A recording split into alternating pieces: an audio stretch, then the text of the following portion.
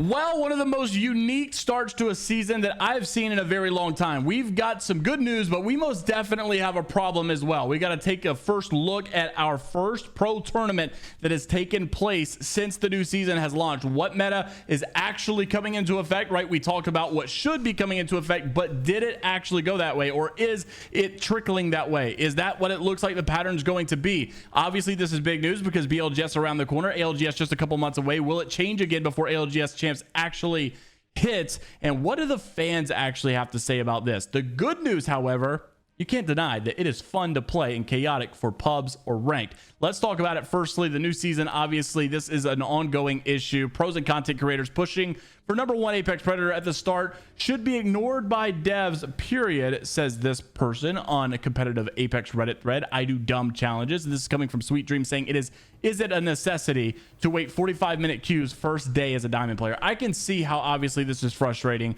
and why this could be a problem. However, I also want to say that the whole point of like the pros hating the casuals hating the pros, it's getting old, it's getting bad. I think we need to show a little bit more love towards one another, because this conversation has existed for way too long and it stayed way too relevant, to be honest with you. And I just wish there was some more common ground where it wasn't looked at in a negative light. But I understand the pain points. But yeah, anyways, just thought I'd mention that because #1 pred grinds are in the works. Also wanted to make mention the meta. Obviously, this is the most important one. The good news is you cannot doubt that this is a fun, chaotic mode to play. It's not even really just launch royale, it's, you know, ranked, it's everything. And it's really because of the ability changes that they made. I did say in the past that really the game needs to be fresh at its core. And what I mean by that is it can't be limited to a mode or an LTM or whatever, or a new it's got to be something that we can feel and experience every day. The game's got to feel new and fresh, and it's got to be permanent, or at least long term. And I think that's what meta changes are. And this meta change, without a doubt, makes the game feel fresh. It makes the game feel new because you are seeing players play, you know, totally new legends that they're not used to playing, and it makes the gameplay out way different. However, this is without a doubt fun, it seems, to get involved in. It is chaotic, right? It can also not be fun whenever you're losing, of course, because the chaos is just unorganized. But when you're winning and you're a good player, the chaos is a lot of fun. You'll see Sykes say that. So that's the good news, is that it feels fresh. All right, we need a season that feels fresh so that people come and play and numbers go up, because we are struggling. The bad news is there's without a doubt a problem with competitive integrity or stability. It definitely does not seem balanced, at least in my initial opinion, for the pro scene. So before we get into that and talk about those potential negatives, I do think it is important to shed the positive light on this clip. This is just showing some streamers, Hal, Sykes, his friends, and Waltzy playing this new update, playing this on ranked. You are seeing a vibe, you are seeing a personality come out of these streamers that are having a lot more fun than they have had in a very long time. But that is important for the stability and the future of the game. We've got to have fun. I've not seen streamers have this much fun with at least just how new or fresh it feels. Roll the clip. Naughty on the fucking left. Oh, I'm in there. Wait, bro. You can't kill him. Wait, new team. No, I got him all done. I'm gonna die to my ult. Might do, I'm sorry. I'm going on the thing. What is happening? What is that? Wait. I think, what's going on? I can't see. Coming. I'm dead. I got launched by that nade, bro. I'm batting. Come on. Granada! Oh! Hey, shotty. We have the resin. I'll go rest. Batting. I'm outside, boys. No. I cracked you. Got us. He's one. Roger's low.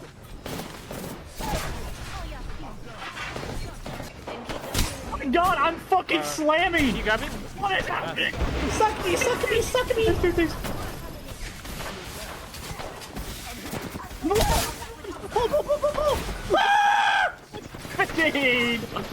Wait. You as well. Grab me, daddy. Oh my god! I'm so close. This comp is not real. I need a swap.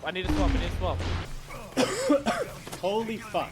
That was okay, I'm not gonna lie, low-key, that was so fun. I'm not gonna lie.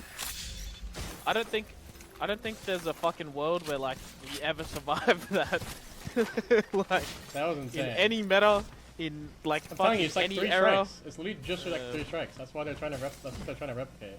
So if you can't say that these guys aren't having a lot of fun and that this is definitely new, and Respawn even said they were anxious about it because they knew it was a bold decision, then obviously something is wrong. But while it may be fresh, while it may be new, there definitely are some issues here. Number one, some people were commenting like, you know, blue shield covering the whole screen, barrier, explosions everywhere. Yep, this is Overwatch, all right. Someone made a great point. Respawn actually said in the past, it'll never be, you know, primarily about abilities. We don't want this to get to be an ability type game. We want it to be a, you know, gunplay first, ability second. Sadly, though, it was pointed out that most of these people who shared that sentiment, most of the devs that said that, are no longer left or with this company, and a lot of those have moved on to other games. And so the trajectory of the game has, of course, changed. We got our first tournament actual look in the APAC North region. Here is the meta we are seeing. I want to take a look at some of these comments as well, because I think they share a lot of the public sentiment, not just from this Reddit thread, not just from APAC North, but in all of Apex Legends comp.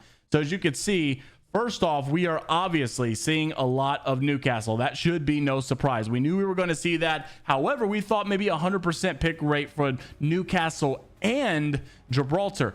That's not the case so far, although I do suspect that it will happen pretty soon. I think it was mostly like 99% you see like Newcastle's on these, but 2 teams that I spotted here did not have a Newcastle. However, when they are an absent Newcastle, they are a present Gibraltar. So you're seeing a lot of Newcastle and Gibraltar. You're definitely seeing predominantly at least a Newcastle, but in the absence of a Newcastle, you are still seeing a support legend in Gibraltar. Now, you're not really seeing that with Lifeline too much. Only one instance of Lifeline here, but we're not talking about just no-name teams, BLGS teams, whatever. We're talking about Crazy Raccoon, Reject Winity, Interforce 36, Riddle Order, Noez Fox, like really big team names here. Really big APAC North pros. Now, there actually was 2 teams here that did not have a Newcastle, but once again, they all still have Gibraltars.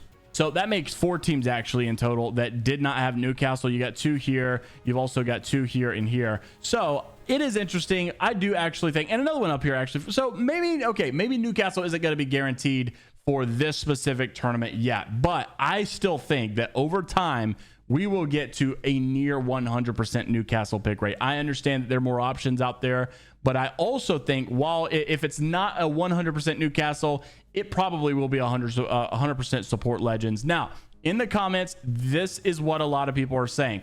Gibby and Newcastle is nasty work. Going to take a few minutes to kill one team. And you can see from some of the fights that, you know, they had in ranked, that is the case. It can get long. It can get weird. It can get very strung out. This causes problems with third parties. This causes problems with being able to reset from fight, not being able to be reset from fights because, or whenever you do a lot of damage, it's like a guaranteed revive for the team. And not only just a guaranteed revive from the team almost, unless you're literally on top of them, but they're probably also going to get half shield, half health with the gold knockdown stuff. You also see Newcastle is bloated. He's like 3 champs into 1. Maggie would have been, you know, good to have seen if they basically could still, you know, do the counter, but now it's just like goodbye. You know, the ball's not doing anything. So it pretty much, I feel like you're not running Newcastle or Gibby someone in your comp, you're trolling, or got something to counter it in which you're still trolling. Like there's really not much that can counter any of this.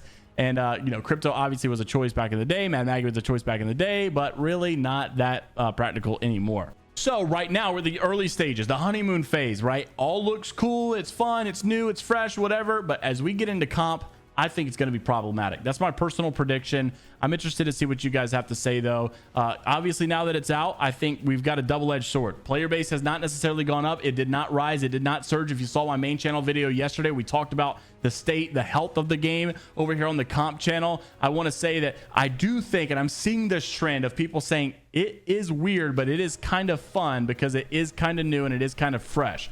Will it stay that way? Will it become problematic and people start to complain about it more and more? We will keep you up to date. Time will tell. We'll be back at it later today if things do get crazy. Make sure to like and subscribe if you want to stay up to date with all things inside of the world of Apex Legends, esports news, drama, stories, and more. And until the next time, we'll see you all later, Gators.